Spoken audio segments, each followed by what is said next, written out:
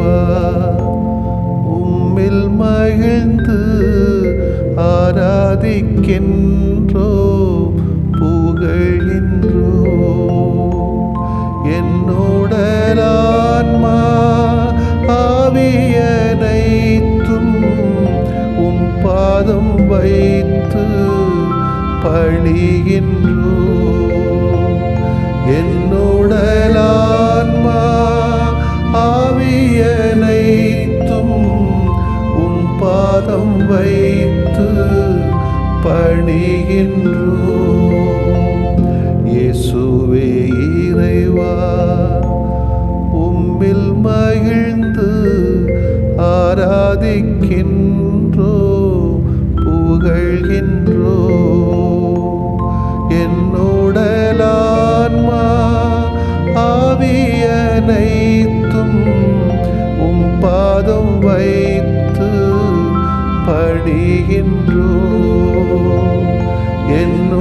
என்னுடலான்மா ஆவியனைத்தும் உம் பாதம் வைத்து பணிகின்றோ ஆவியே இறைவா உம்மில் மகிழ்ந்து ஆராதிக்கின்றோ புகழ்கின்றோ என்னுடலான்மா ஆவியனைத்தும் உம் பாதம் வைத்து பணிகின்றோ என்னுடலான்மா ஆவியனைத்தும் உம் பாதம் வைத்து பணிகின்றோ.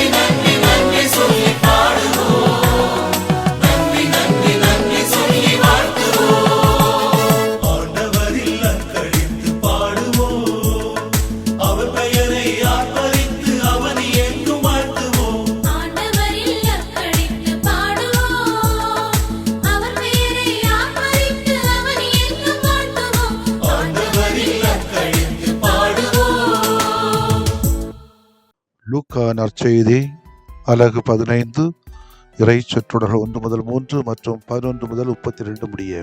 அக்காலத்தில் வரி தண்டுவோர் பாவிகள் யாவரும் இயேசு சொல்வதை கேட்க அவரிடம் நெருங்கி வந்தனர். பரிசேயரும் அறிஞரும் இவர் பாவிகளை வரவேற்று அவர்களோடு உணவருந்துகிறாரே என்று முணுமுணுத்தனர்.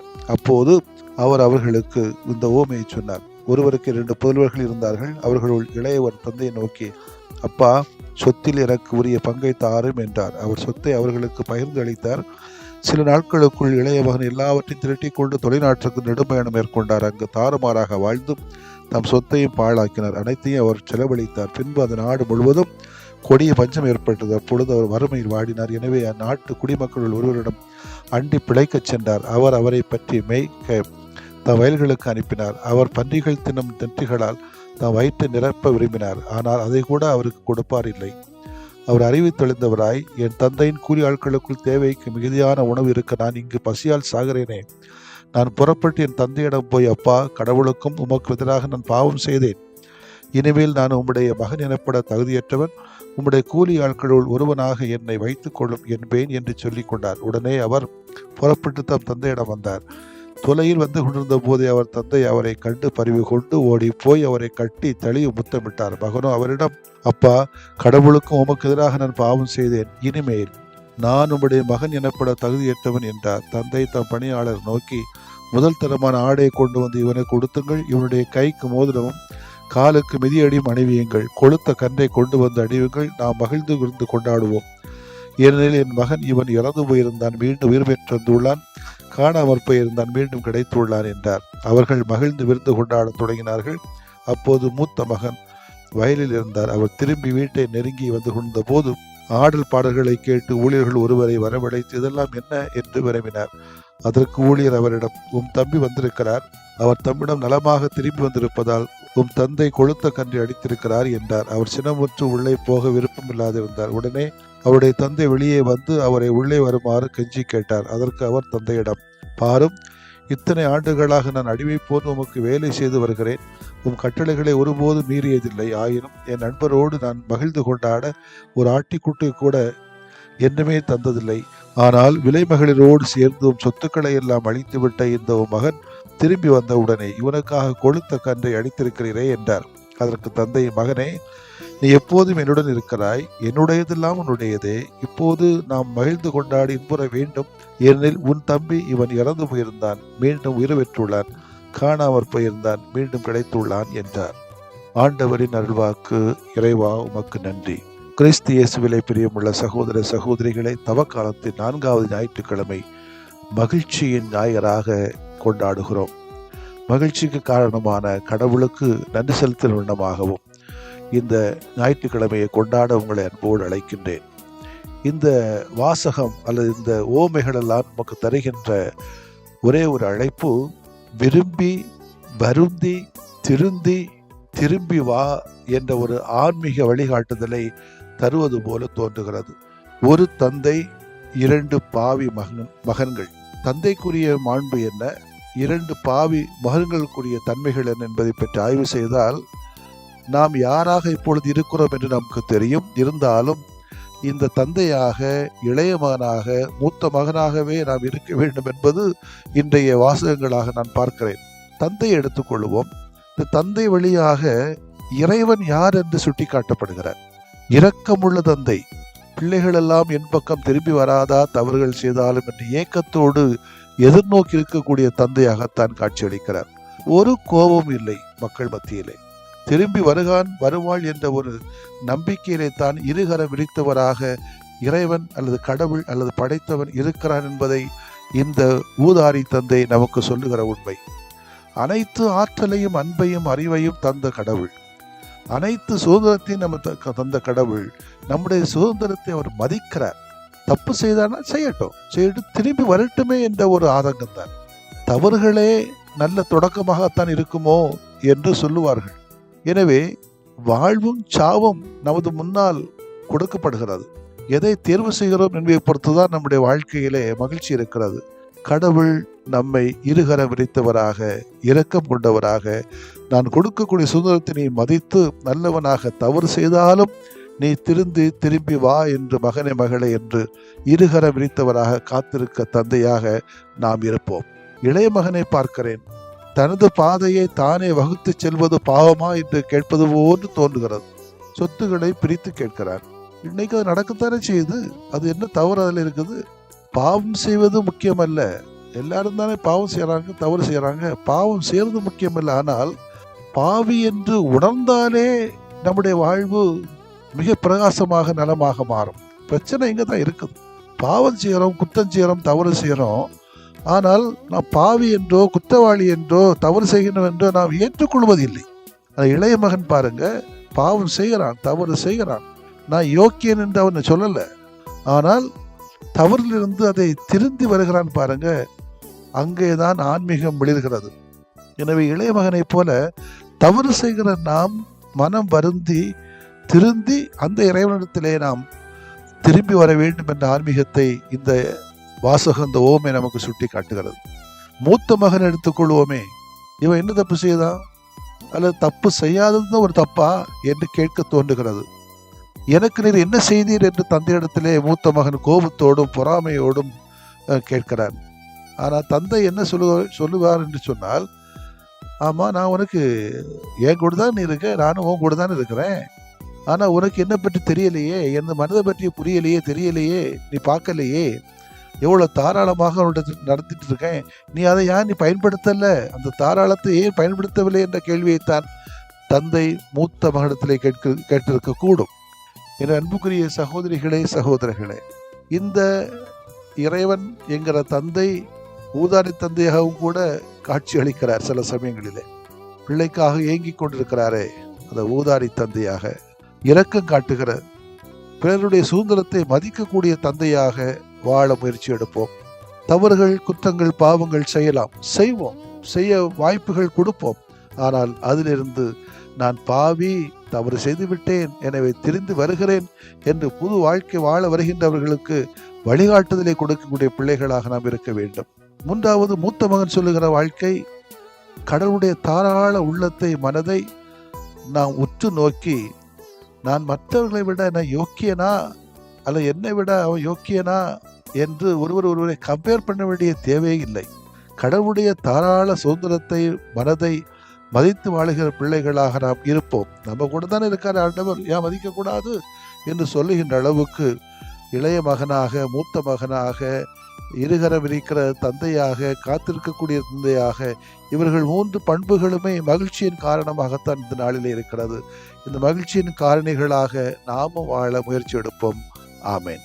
மன்றாடுவோமாக. அன்பான இரக்க மிகுந்த தந்தையை, தவறு செய்ய வாய்ப்புகள் தருவதற்காய் நாங்கள் உமக்கு நன்றி செலுத்துகிறோம். தவறுகளிலிருந்து திருந்து உம்மிடத்திலே மீண்டும் திரும்பி வந்து நல்வாழ்வை பெற்றுக்கொள்ள விரும்புகிறோம். அதற்கான வழிகளையும் மனம் திரும்புதலுக்கான சூழ்நிலைகளையும் எங்கள் வாழ்க்கையிலே தாரும். ஒருவர் மற்றவரை யோக்கியன் அயோக்கியன் என்ற ஒரு முரண்பாடுகளுக்கு நாங்கள் செல்லாமல் எல்லாரையும் இருக்கிற நிலைகளிலே ஏற்றுக்கொள்ளக்கூடிய மனப்போக்கங்களை எங்களுக்கு தந்து நல்ல மகிழ்ச்சியான பிள்ளைகளாக வளரவும், மகிழ்ச்சியான பாதையை நோக்கி பிறரை வழிநடத்தவும் எங்களுக்கு ஆசீர்வாதங்களை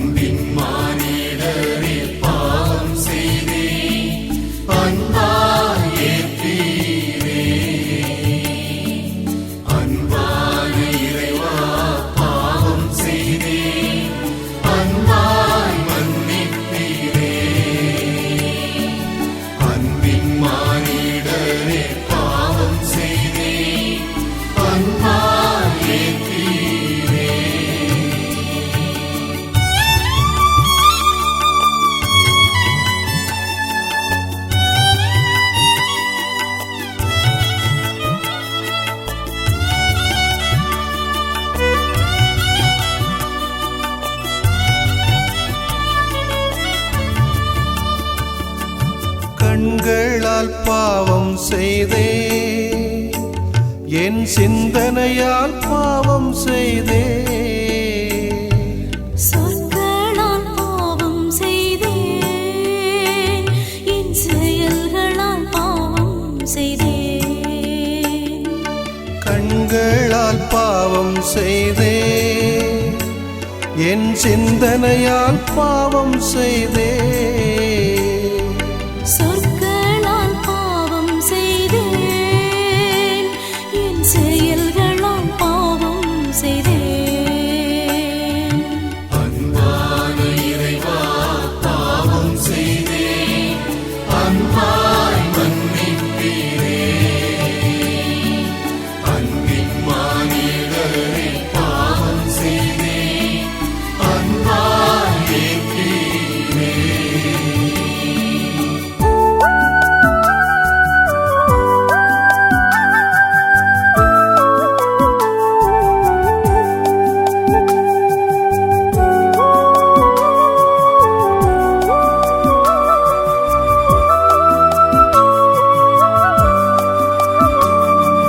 கடமை தவறி நான் பாவம் செய்தேன், கருணை புரியாமல் பாவம் செய்தேன். நன்மை செய்யாமலும் பாவம் செய்தே, நன்மை செய்விடாமல் பாவம் செய்தே, கடமை தவறி நான் பாவம் செய்தேன், கருணை புரியாமல் பாவம் செய்தேன். நன்மை செய்யாமலும் பாவம் செய்தே, நன்மை செய்விடாமல் பாவம் செய்தே, அன்பான இறைவா, பாவம் செய்தேன், அன்பாய் மன்னிப்பீரே.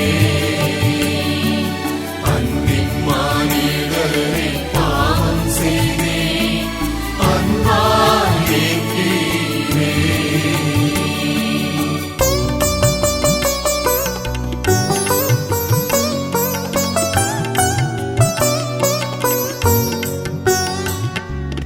அம்மா மரியே நீர் மன்றாடுவீர், தூயவரே தூதர்களே மன்றாடுவீர். மானிடரே நீர் மன்றாடுவீர், இறை நோக்கி மன்றாடுவீர்.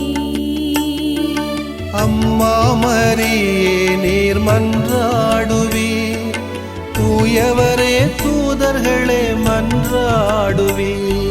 மானிடரே நீர் மன்றாடுவீர், இறை நோக்கி மன்றாடுவீர்.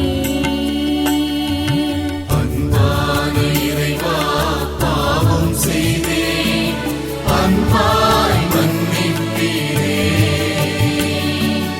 அன்பின் மானிடரே, பாவம் செய்தேன், அன்பாய் ஏற்பீரே.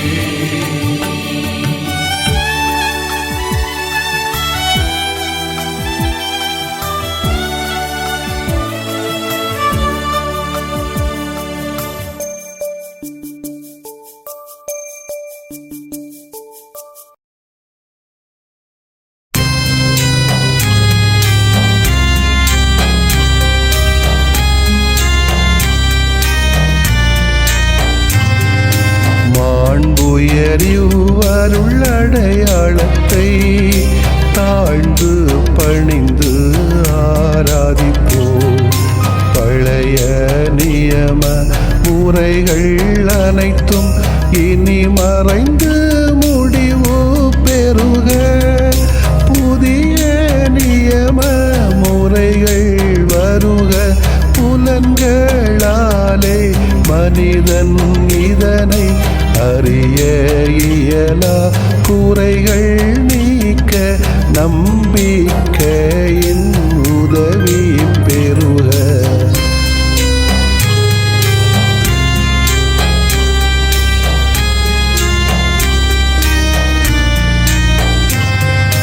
தந்தை அவர்க்கும் மகன் அவர்க்கும் புகழ்ச்சியோடு வெற்றியாக்கும்.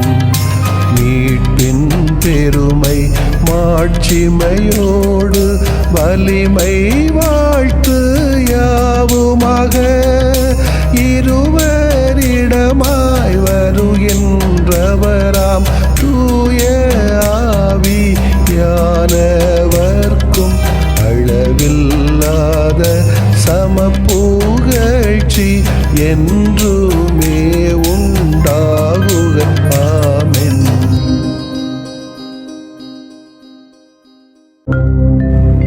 வானின்று அவர்களுக்கு அப்பமளித்தீரே,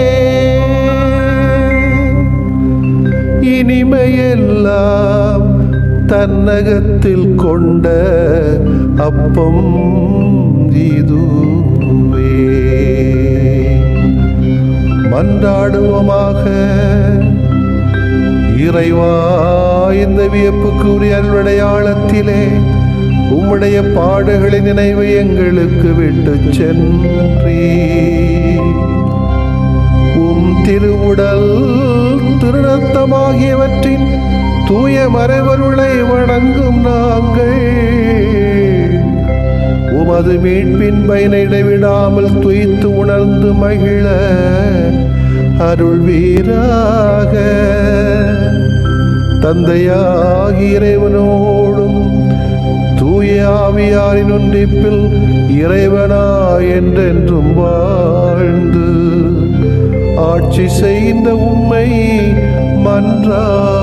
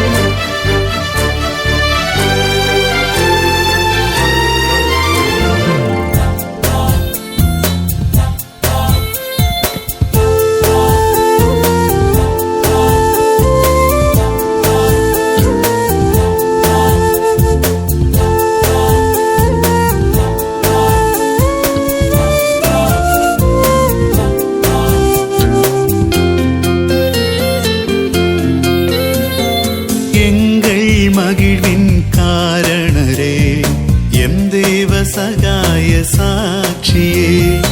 எங்கள் மகிழ்வின் காரணரே, எம் தேவ சகாய சாட்சியே. பொதுநிலையினரின் மாதிரியே, பொதுநிலையினரின் மாதிரியே, எமில் பொதுநலம் மலர மன்றாடுமே. எங்கள் மகிழ்வின் காரணரே, எம் தேவ சகாய சாட்சியே.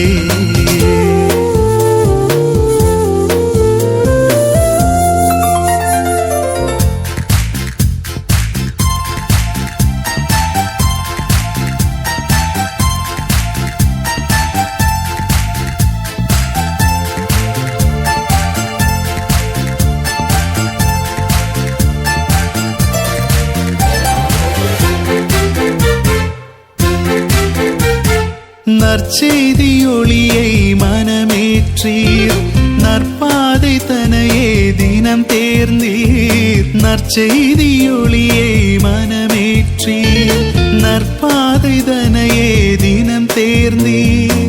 தடையாக துயரங்கள் தொடர்ந்தாலும், தடையாக துயரங்கள் தொடர்ந்தாலும், தளராமல் பயணிக்கும் பாடம் தந்தீர். எங்கள் மகிழ்வின் காரணரே, எம் தேவ சகாய சாட்சியே.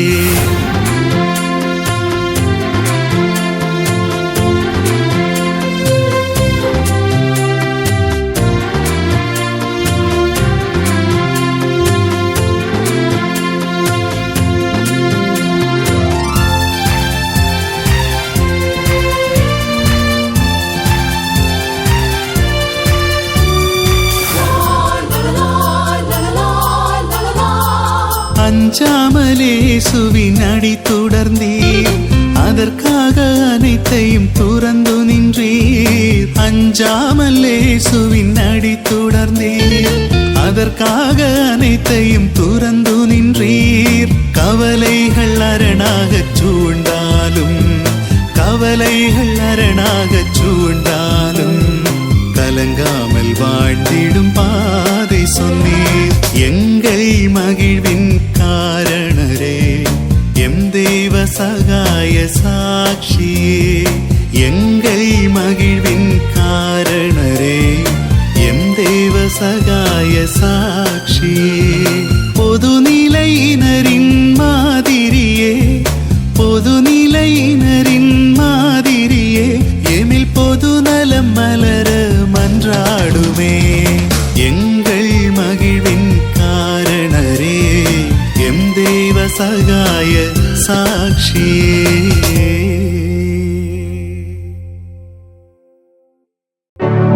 நிலையான புகழுக்குரிய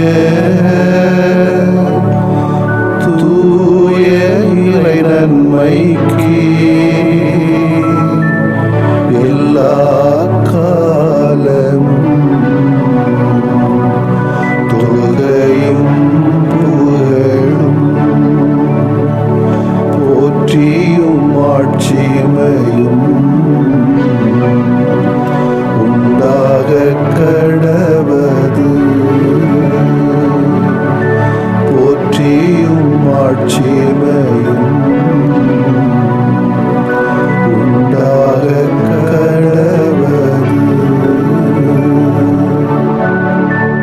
தந்தை, மகன், தூய ஆவியாரின் பெயராலே ஆமென்.